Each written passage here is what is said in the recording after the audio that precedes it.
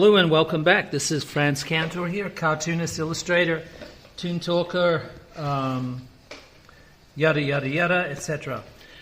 So doing another drawing today, and this is a little thumbnail sketch. Probably guess who it is. It's actually this guy, Edgar Allan Poe. Edgar Allan Poe is a great character, beautiful writer. Actually, I'll read one of his excerpts from The Raven, actually, which will I hope to regale you with. So let's go. Be that word our sign in parting, bird or fiend, I shrieked, upstarting. Get thee back into the tempest and the night's Plutonian shore. Leave no black plume as a token of that lie thy soul hath spoken. Leave my loneliness unbroken, quit the bust above my door. Take thy beak from out my heart and take thy form from off my door. Quoth the raven, nevermore. So, yeah, how about that, eh? Goosebump time.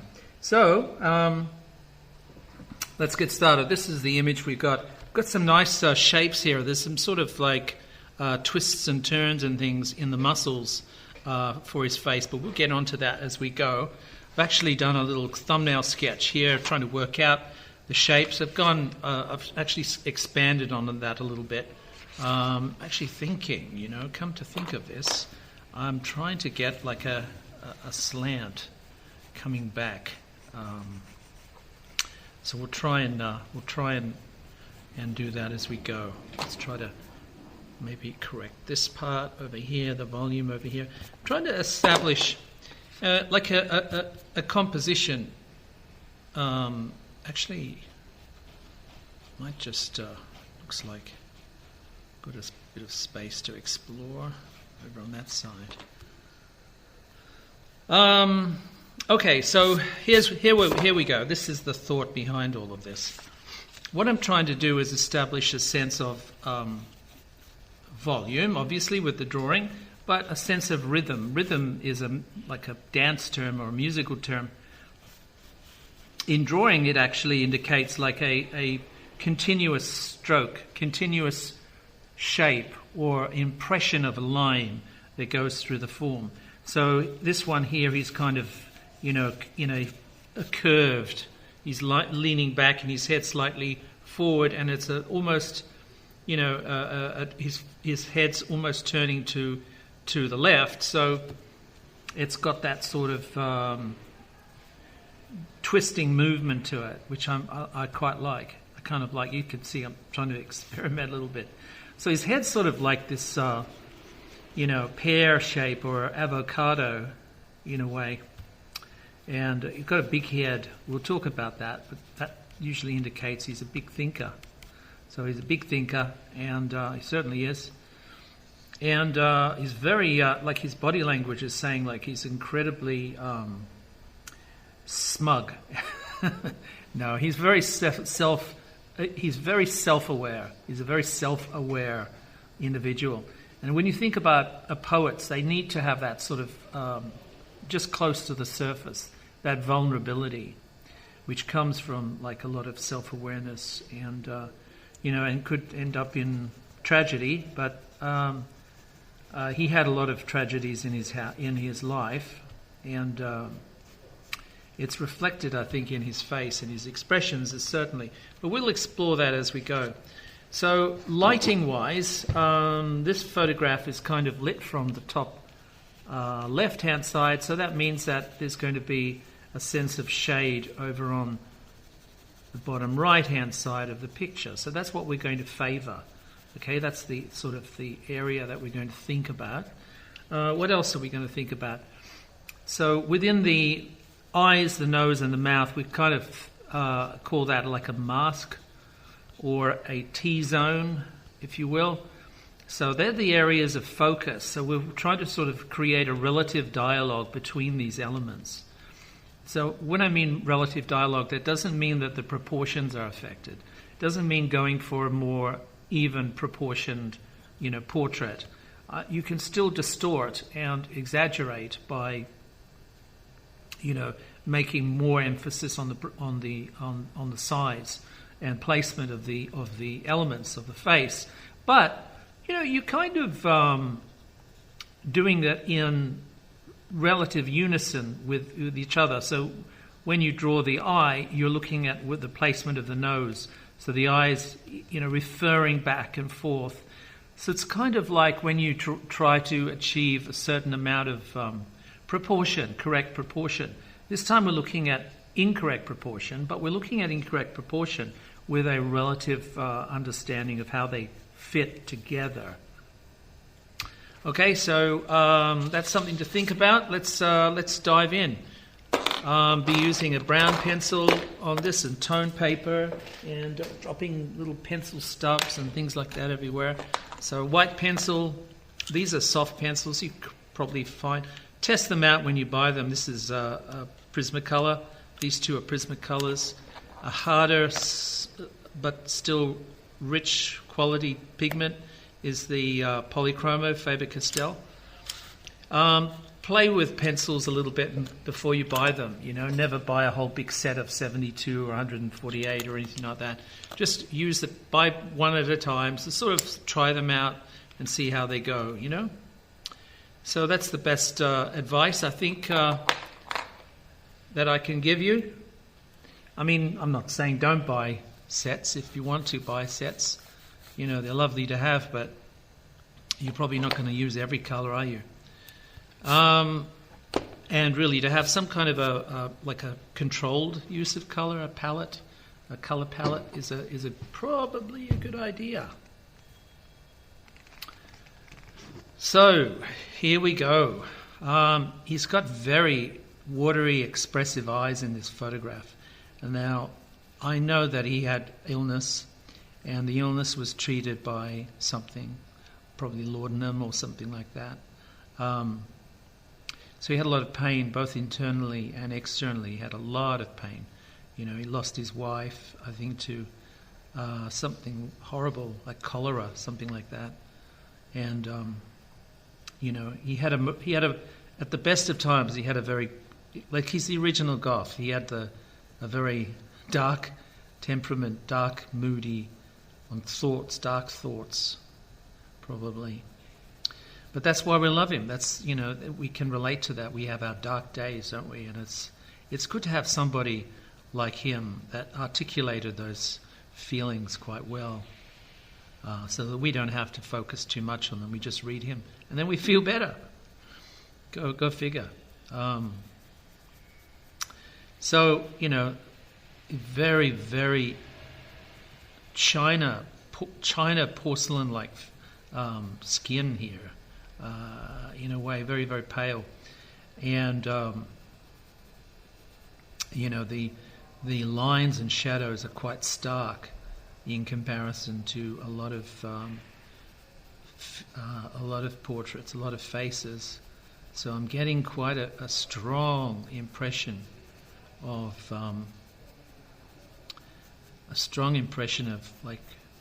expressions here.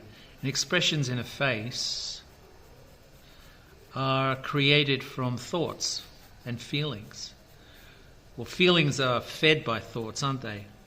If we feel sad or something, it's because we're thinking about sad. Us, woe is us. Sad thoughts. We're thinking about sad thoughts. So that's what's going on in this face. This is what I'm seeing here. There is a lot of sadness. A lot of reflection, really there's a strong sense of, as I said before, self-awareness. So it's not like a completely negative experience. There's a sort of a grappling with fate, grappling with time and the universe. And his tools of grappling, his weapons, I suppose, is his words, his thoughts expressed beautifully in poetry. and prose. And they teach us a lot. Edgar Allan Poe, you might not agree with this. Edgar Allan Poe reflects, it's like a dark mirror, reflects us in that dark mirror. And it's very cathartic in a way to sort of experience that and read it. You kind of, when you first read an Edgar Allan Poe poem, you're kind of hit by this almost supernatural experience of thoughts and ideas, and the words are so evocative. They're like perfect, and it makes you marvel at the English language when you see that. I'm also a fan of, probably already can guess, I'm a fan of Shakespeare as well for that same reason. You look at it, you hear it, and you marvel at how wonderful the language is to be able to express something that is at once so vivid and descriptive, and at the same time wispy and nondescript. So it has like this bittersweet rhythm of vaporish forms and images that form. And he does it so beautifully, obviously with the supernatural concepts, but the supernatural concepts they're like emotionally charged concepts. It's things to do with, I don't know why I did that, things to do with loss and regret and guilt, powerful emotions that drive people, and these having this sort of like a poetic structure for this, for his poetry, for these concepts, is very, very exciting to read. It's like hypnotic.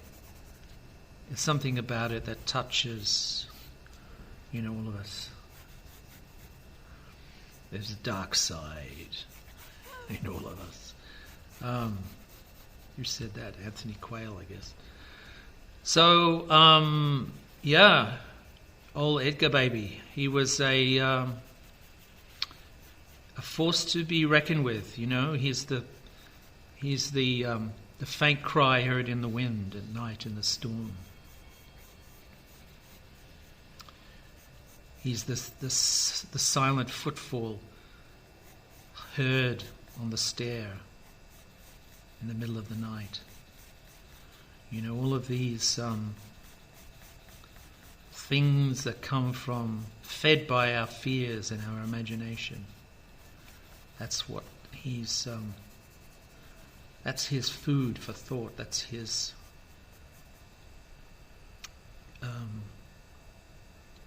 currency. Yeah? Currency. That's a good word, isn't it? The currency of Edgar Allan Poe is fear and unease. Kind of nice. He's got a lovely twist in his nose.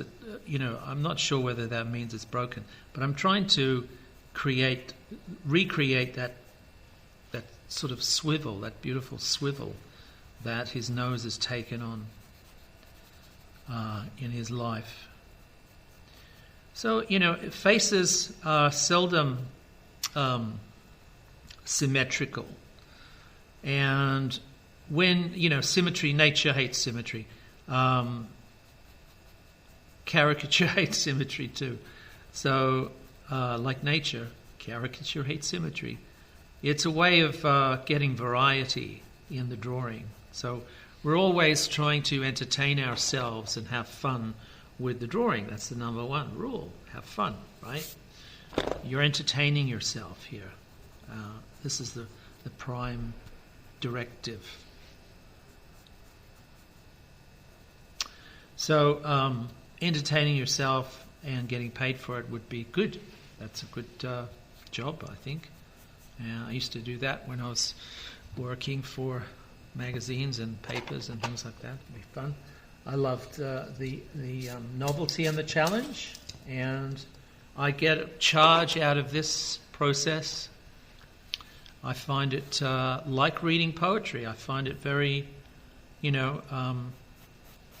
seductive in its implications of story. It's telling a story. You're telling a story with a face, so it's a storytelling device that you're trying to grapple with here. And there's beautiful textures and stuff, by the way, when you get into this. I hope you guys are inspired to pick up a pencil and do. Just look at the face, look at them, and you'll see something marvelous. There's a whole story, there's a whole world there that you never thought existed, and yet there it is.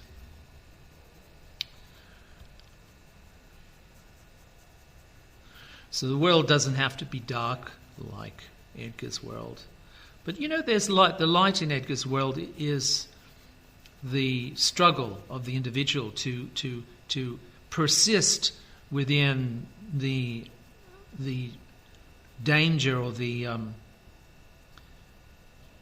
overwhelm of the supernatural.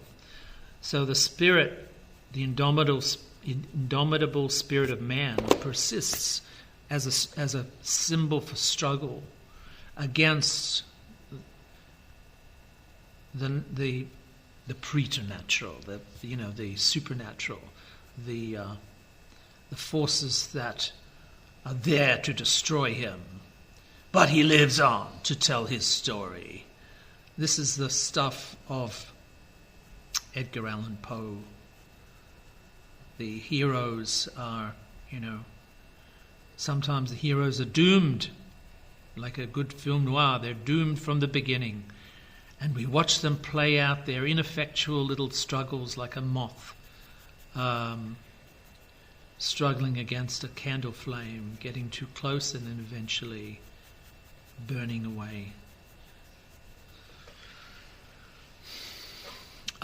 This is a beautiful little mustache. I'm going to have a ball when I get down to here. Look at all of this sort of volume that's sort of compressing down, and the nose is sort of sitting over it, kind of like the raven on the bust of Athene in the poem. So the nose cranes over the rest of the face. That's kind of a nice analogy, I think. So yeah, there's a lot of beautiful movies. I mean, by the way, you can Spotify The Raven, and you probably get some really great reader like Vincent Price or Christopher Lee or someone with a beautiful, rich voice and great timing and things like that. So that's worth a listen for sure. Hey, I think just play with the buttons and find a version that speaks to you. Could be a Vincent Price version. There's some good readers. I think I might be wrong. I think maybe Boris Karloff did one too. He's got a very distinctive voice, and obviously, like a Monster Mash type of voice. Love that song. There's something about Monster Mash that just says it for me. I just love it. Bobby Boris Pickett. I was working in my lab late one night when my eyes beheld an eerie sight, when my monster from the slab began to rise. And suddenly, to my surprise. So, a bit too much in there. So yeah, look, what I'm looking at here is twisting these elements that I'm finding, not lining them up, but this time I want to sort of, contort them a little bit. Now, in order to get a comparison, like between big and little, some things are big, like the nose, maybe the eyes are normal size, but the eyebrows are smaller. The mouth and the mustache is something we need to consider.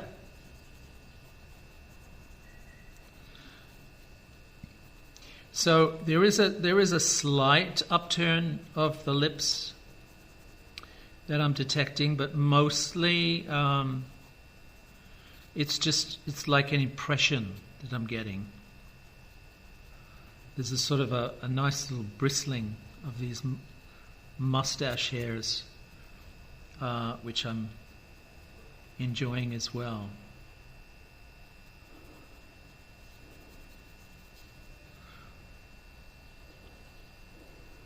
And there's, of course, the saggy muscles underneath, which join into the main chin area. And the chin, of course, is a round form. Let's go back to this. Remember when I was talking about the lighting, right? So the lighting favours the left-hand side coming down, so the shadows would be on the right. So that also reflects things like the nose, for example. The nose is a three-dimensional object and casts a shadow, and the shadow has highlight. It's not consistent. It has light infiltrating it, so there's an umbra and a penumbra. Same is true for the lips and indeed the chin. So the chin itself has this shadow area, but it also has reflected light coming back to light the shadow area. Okay? So this is why you get this sort of double line effect. I'm trying to establish where the shadow is, but also respecting that the shadow is going to be softened somewhat by a light coming in from the other side, from the other direction. So I'm going to allow a little bit of license here and exaggerate that just a touch. Thinking about forms that come forward towards us, like the cheekbones, and forms that go away from us, like the temples, right? So they'll be lit differently. So we'll need to think about the forms in terms of spatial relationships, how they work together. So things, the nose comes forward, like trying to think of a depth map, I guess. The nose comes forward most of all, and then the eyes are set in, and obviously the nose casts a shadow of the mouth, and the mouth has muscles, and the chin, and all of these layers of flesh, the creases that create a recognizable level of detail. Just gradually build them up. Are we going for? I think we might. You know what? I tend to make these drawings a little bit too smooth sometimes. I kind of like the sharp edges. I think they're a lot of fun to play with. Yeah. Right. So again, just getting a little bit of detail in here. It's got a very the cravat's quite complex. Really, it's a double.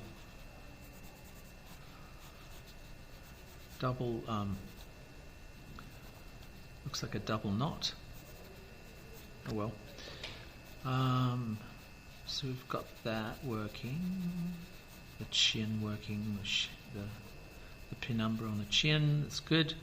And the cravat proper goes right up to the collar. And then you have the wings folding over.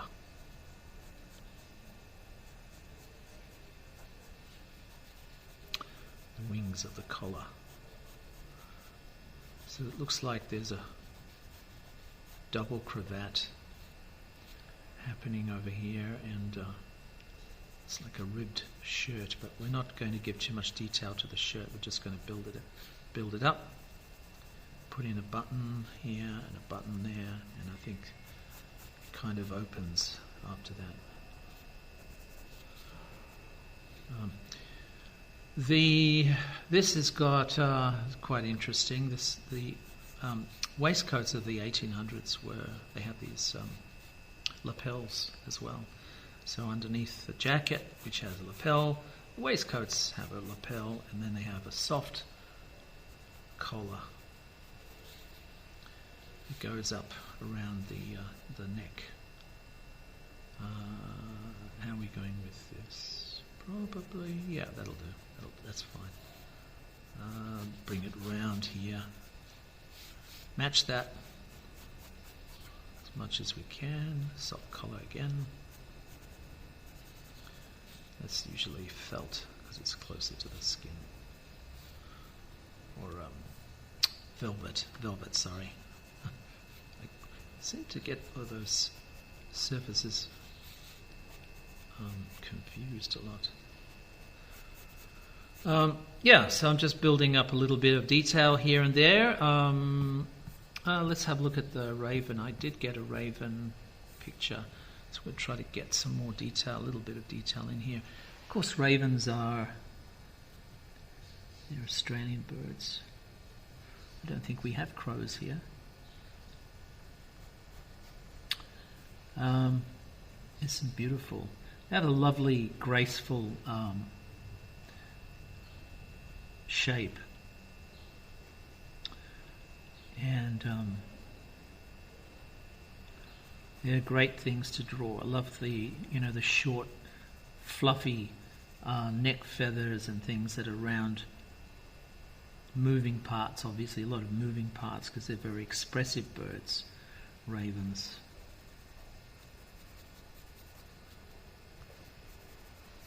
So just a little bit of detail here and there. That's it. That'll do. We'll just blend that off. That'll be fine. And how are we going for this? Let's try to close this in a bit. That'll do. Finish that. That'll do. All right, here we go. Now we're going to get some black pencil. Before we do that, we might sort of establish a hierarchy. So what I mean by hierarchy is from light to dark. So the lightest parts to the darkest parts. So if we help out this process a little bit with a pen, with a white pen, it'll be, very, very, very cool to get that. Let's do the bird first. So the bird has a very highly reflective eye and has a little bit of reflection on the beak here, and another one complementing that underneath. So Edgar, let's have a look at Edgar's light and dark elements. So you've obviously got, what I've done here. I might just re-establish this curve of the iris because there's a little bit of it's come down a little bit too far. That'll do. Get out of there. That's a bit better. So again, put the reflections that you need in there to establish how glassy it is. Yeah? Or drug-addled. Just look at the points of highest highlight, brightest highlights. Now, what do they mean? What sort of a textual image? What sort of context are they? And what sort of information do they give you? Is it a very shiny? Is the light on that side?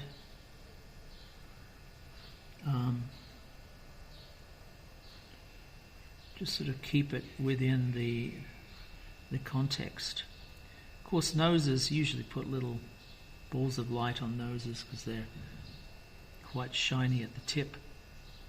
It's sort of an expected feature, especially in cartoons where you want to sort of cheat a little bit and have a sense of texture and a bit of a three-dimensional look and feel. So it's a response based on creating a more of a kind of a tactile feel of flesh here. We're feeling the face in a way. It sounds kind of disgusting, but that's what it is.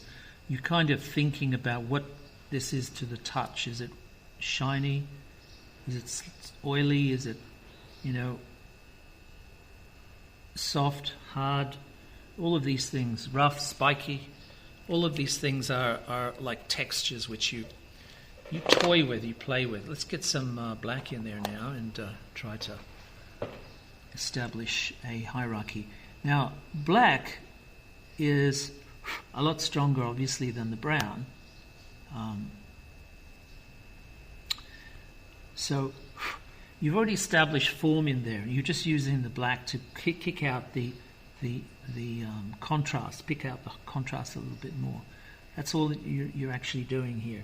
So don't look at it as an excuse to outline everything, because that won't give you a good effect. Just be very careful with how much you put in there that's not there. So don't put some black in there where there's no black. Like, sometimes eyelashes are red, they're not black, so it's not appropriate to do heavy eyelashes and things. Also, if you look over here, he does have eyebrows, but they're very, very pale. So again, pressure, lighter touch. He has deep set eyes, so you can be quite safe in darkening some aspects around the skin on the top of the eyelid. And think of the favor where the light's coming from all the time. Remember that. Don't put anything in there that doesn't make sense from that perspective, that idea.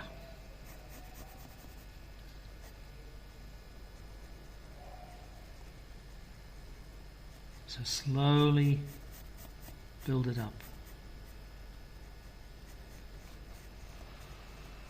We'll get back into the hair in a minute.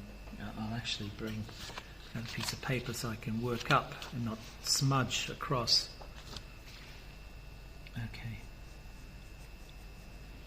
I'm looking here for contrast. I'm looking here for contrast that makes sense. Okay. I'm not looking at outlining every form that I've drawn here with the brown pencil.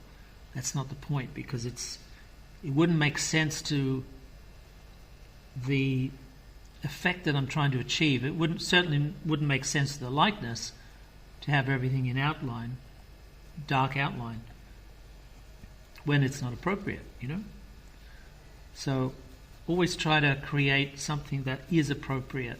Look at the reference and make judgments. Continue back and forth, like zip back and forth all the time, referring back and forth. Is this correct? Is this correct? Is the response correct? Is the pressure of the pencil correct? Should I go darker? Should I make that darker over there? Where's the eyelashes?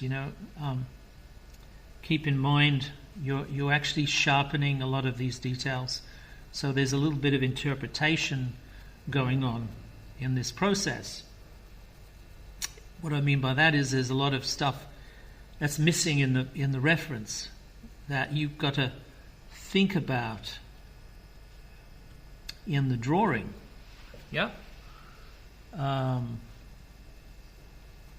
a very strong arch here, which I think I'm going to try and build up with some darker. Yeah, it kind of looks like it might work. I'll need to complement it over here a little bit if I'm doing it that way. And just blend this, bring the shadow down a little bit over that top lid. Yeah, that'll do. That's good, I like that. There's not much dark around here. There's a little bit over there, but I think I'm safe to outline the shape of the nose a little bit more now that I've established it. So I'm breaking the rule a little bit with the nose. I'll explain this thing as I go. We'll get into the hair in a minute, but basically, you do use outlines still. You do use outlines, but you have to be careful because they're very unforgiving in a way. They're very final and contrasty, right? So try to keep them within the areas that you want them. You want contrast. So it's not sort of like a rhyme or reason, except then, possibly articulating different forms. So the head, you can do an outline around the head, around the ears, etc. Maybe around the nose or part of the nose is appropriate to have it sort of kick out a little bit, just the tip, Just build it up, but build it up with a pencil. Pencil gives you a little bit of leeway because it's soft and you have a slow build-up of dark pigment. So if you're doing this with a brush, for example, or a brush pen, or pen and ink or something, you wouldn't have that gradual build-up of darker tones. It would be sort of sudden and disruptive, and you'd use it for certain things, which I'll explain in a sec when we go over this. It's very, very strong, it's very stark, and it's a different effect. So we're going to look at that in a second. Let me just establish something. With regards to the hair here, I just want to get a little bit of shape that makes sense. Yeah, that'll do. All right, so it's quite a lot of build-up, of things, a lot of things happening at the same time, I guess, in the drawing. You're going over certain things, making them stronger, but only appropriately. So only the things that you want to be stronger. It's not overall, okay? So not everything's strong because you've still got a lot of form here. You've already created, so you don't want to sort of go over the same lines. If it's appropriate, to leave it, just leave it. Don't go over it. And it's doubling the work. So, be careful of extra. So, think about the hair. Pencil strokes articulate hair beautifully. They describe hair and fur beautifully because they're like lines, like hair, And it's good to think of creating these sort of furrows in the hair shape that have shadow. So the shadows are a way of showing that the hair is combed, but the hair is like it's comprised of hairs that are collected in tufts or groups, and they go in different directions, of course. But basically, the shadow areas fall around the tufts, around the collection of hairs. What's the collective noun for hairs? A head of hairs. So, it's a response that kind of comes with having to think while you're sketching the hairs in a hairy way. So this is a long hair, this is a line representing long hairs, and now to break up that, I'm going to put in some shadow areas so that it is indicating that the hairs are combed into sections, little tufts, and that gives you a really good hairy look quite quickly. This is the beauty of pencil. Sometimes they even leave the pencil hair in a painting because the brush can't really get this level of linearness that the pencil can. Again, you know, if you need to favour a side light or something like that, leave a space there. Even if it's not in the photograph or in the reference, right? It is a cue to three-dimensional properties. So it's kind of nice to remember all of these things while you're going. It's not a shopping list. You don't go stage 1, stage 2, stage 3. It's just when it comes up and it occurs to you, leave it and see what happens. So leave an edge here and there, you know, to try to have something to play against with a highlight.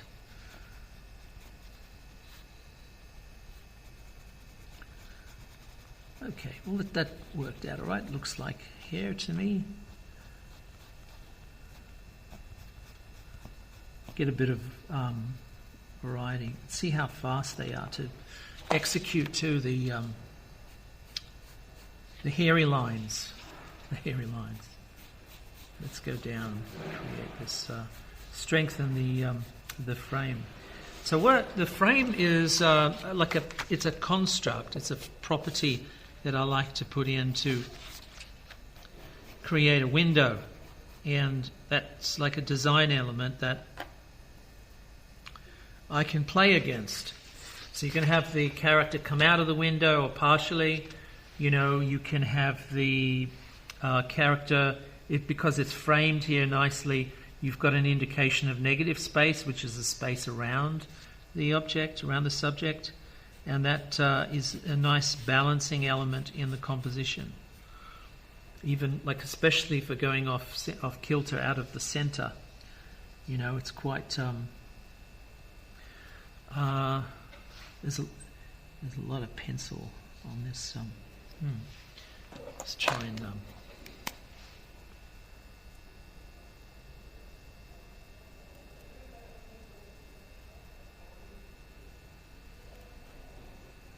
Kick up some contrast, a little bit of contrast here and there.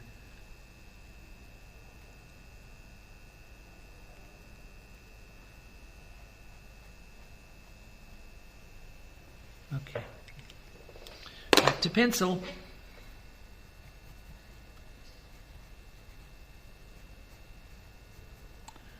Yeah, so there we go. It's gradual build up of tone. Of course, there's a black raven, but I'm not going to do it all black. I'm going to have a little bit of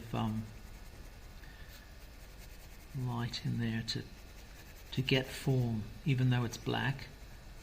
I'm going to create a sense of three-dimensional shadows, like that. That'll do.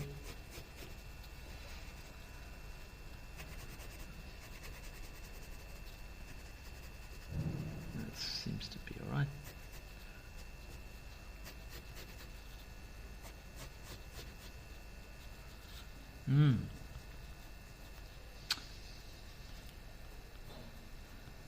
I wouldn't like to tie this tie, would you? Looks very complex to me. This is not like a. I wonder if they probably had clip-ons as well. It would be a bitch to tie.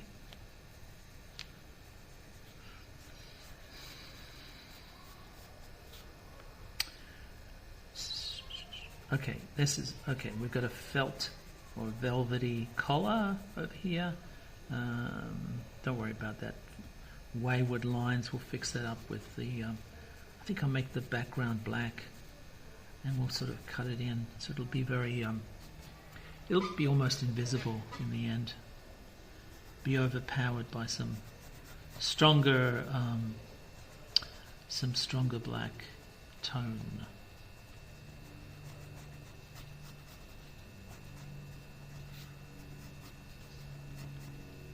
Okay, all right, get in here with the white pencil now. We're going to build up a little bit more highlight here and there. There's the actual reflected light over the top of his iris, which I've neglected to put in before, but I might sort of refer to it now. Of course, there's shine on top of the lid, just a little bit. Doesn't really catch much light because his eyes are quite deep set, but just a little bit, just to let us know that it's there.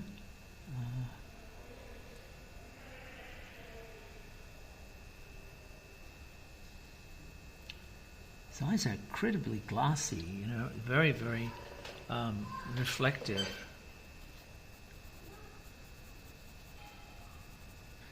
So with the toned paper, you can see how promising the modelling is that I'm able to establish with the white pencil.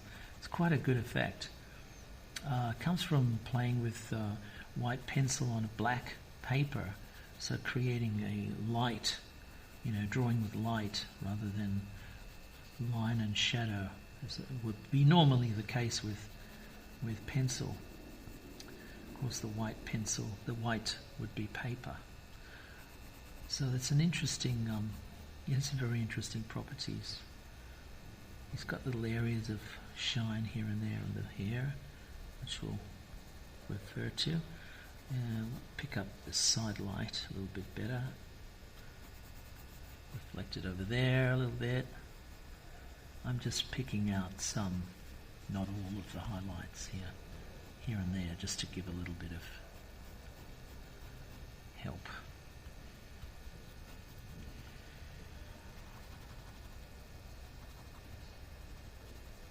You see the soft pencil, because there's a lot of pigment in these pencils, they are able to transfer that pigment, even the white to a great extent over the brown. So pencil over pencil can work quite well. Now, this is an interesting zone here, because you've got quite a round forehead, large forehead. So I don't want to colour the whole forehead in. I just want to have the effect of it having a roundness. So let me try to explain what we're going to do. So you've got the head over here, and say you've got a highlight there, right? So highlights work because they're sort of like hot spots of light, right, within a toned area. So that looks very reflective, looks very shiny. So that's what we're going to try to get over here. We're going to try to get this without covering the whole of the forehead in white. So we're going to localize the shiny area. Even though most of the photograph is like completely flat and white, like a china plate, we're going to create a dramatic element of a shiny point, like a cue ball. There you go. That'll do. Yes, that's it. You don't need any more than that. That's enough. You don't colour it in. Just because it's white. Use the grey paper. Establish a hierarchy of tone. So don't go tone crazy and put tone everywhere.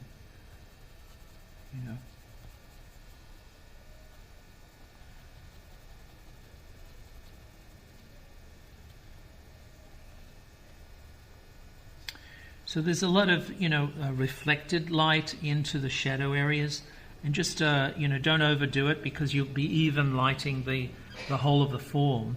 So just keep an eye on how just appropriate amount of light into the shadow area. Okay, so not too much. A little dabble do ya. Okie doke. Remember the forms under the skin, right? The cheekbones would stick out. I have a skull here, but I'll resist in... actually, I might just... I might do that. Hang on a second. No, I won't. It's going to upset the camera. It'll shake the camera because it's hanging in there. I'll draw it instead. Okay, so the cheekbones, these are the sockets, the eye sockets under the skin, right? And the cheekbones come here, and they're quite close. Those pointy bits are quite close to the skin surface. So they create this light and shadow here. That's what these are, okay? And that gives it a sense of reality. Now, even if it's not greatly featured in the photo, in the reference, think about it. Think about what's under the skin. Because then you will, as you work through the face, the illustration, you're thinking about the anatomy a little bit. So you're referring to the appropriate use of light and shade to describe those areas. It's all about the appropriate use of it, not overdone. Don't outline things just for their sake, you know, unless it's an important aspect of the process. You want to create, you know, a drama, sense of drama.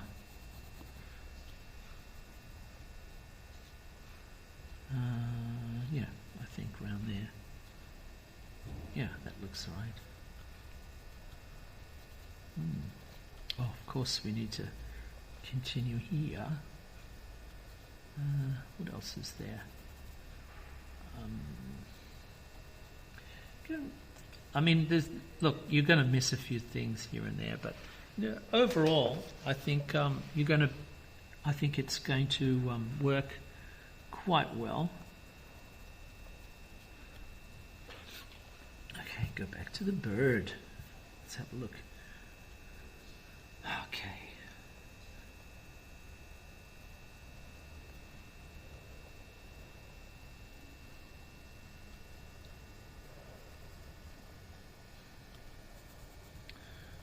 Colors. I think one button caught the light there. All right, let's try to kick it up a notch now.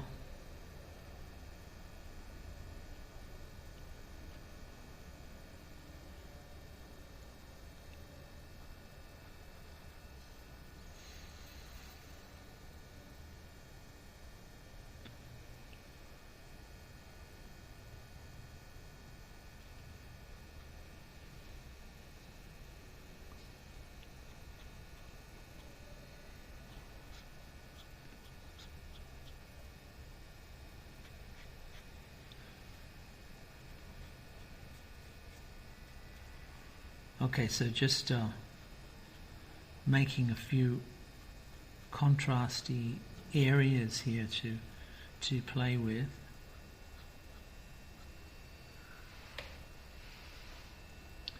Just for dramatic effect, you know, it's like a way of getting a difference between the surfaces.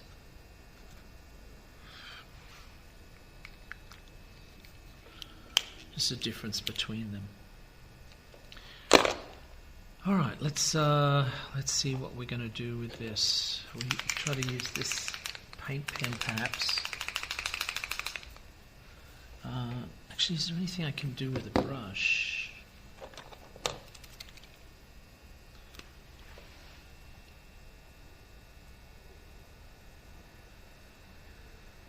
It's a brush pen. So remember when I said to you before, be careful. Be careful! So what I'm doing is very carefully darkening some of the outlines, but not all of the outlines.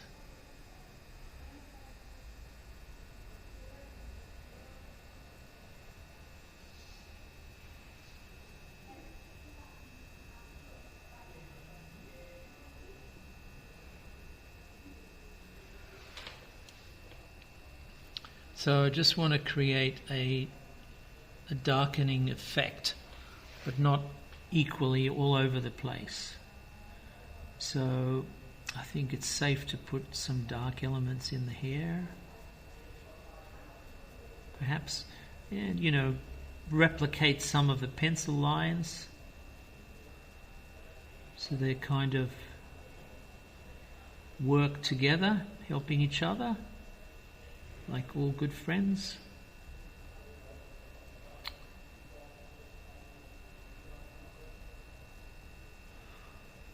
am thickening.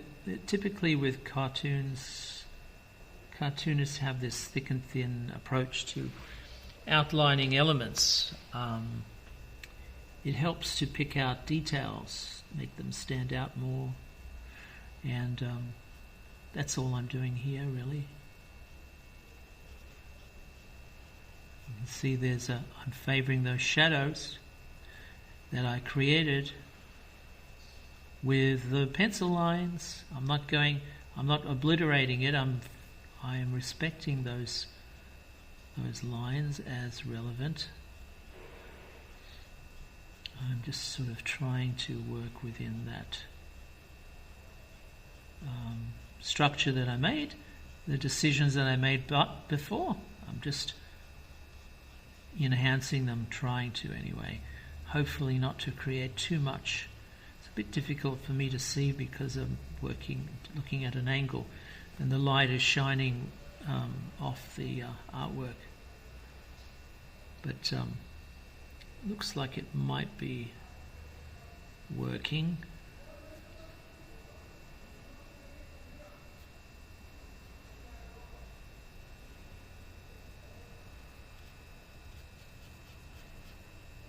So, as I said before, I'm going to be making this background.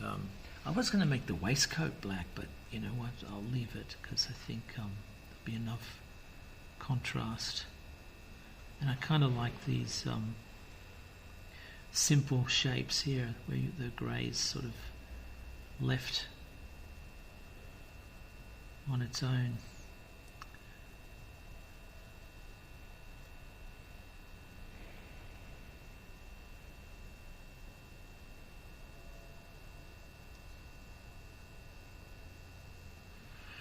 Okay, all right. Now we're going to go into the sky, the night sky. So I'm going to cut in, but I'm not cutting in right up to the lines that I've established. I'm giving them a break. So I'm creating like an edge around them, almost like I'm cutting out with scissors in a way around these pencil lines. So not right up to the lines, but giving them a bit of space to breathe. I like that. The reason why I do that is to allow the reader or the viewer to see the lines themselves without being obstructed by the tone, the black. So if you bring it right up to the edge, you kind of lose it. Let me know if you want me to explain that even further. I'll do a little exercise. We'll show you the difference, but I don't want to do it on this because then, I'll lose part of the line work. How close is really up to you to decide. It's a matter of looking at how things balance in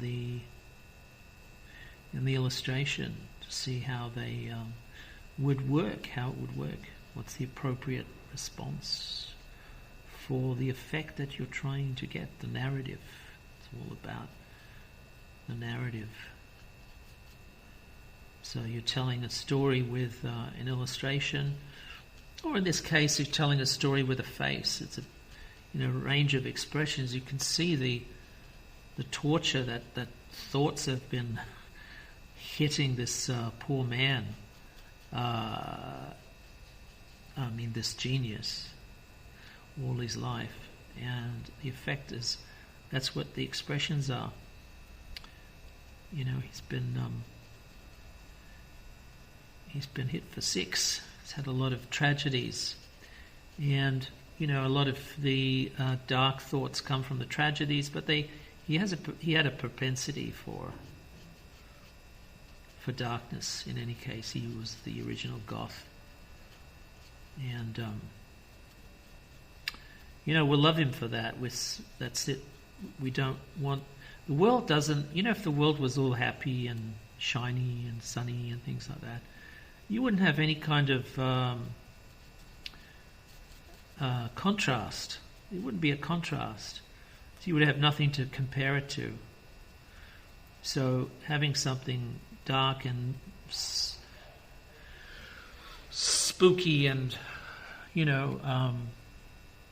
can kind of appreciate the day even more.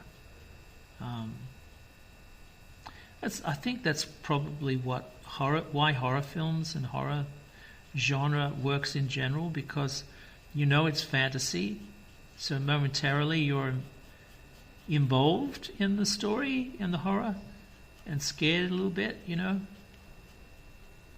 Oh my God, there's some films out there that scare you. And I'm a horror buff, so if they scare me, they're scary. Don't worry about that. I guess you know what sort of films I'm talking about, like really terrifying, scary things like The Exorcist and Mama. Ooh, Mama. That's a scary film. Yeah, The Exorcist, that's another scary film.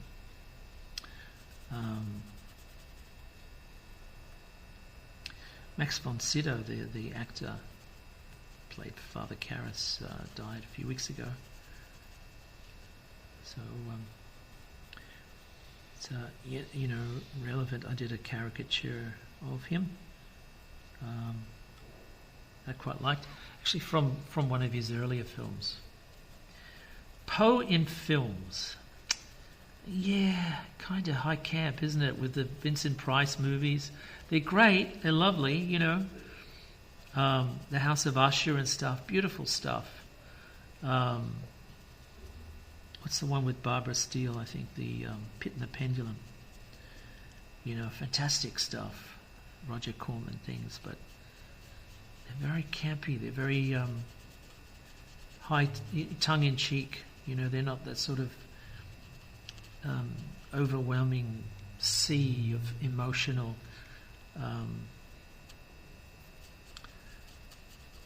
upheaval and horror that he can get.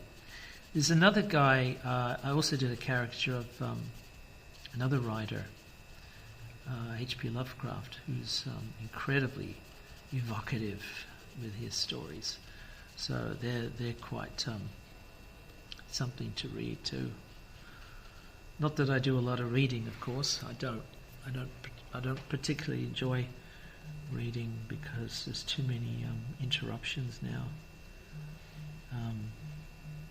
in my life, in all our lives.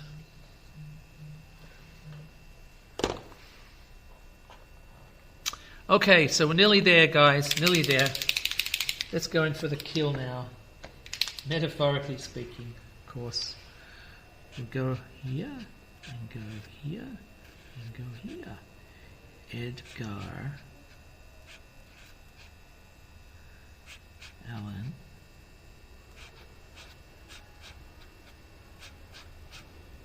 Poe.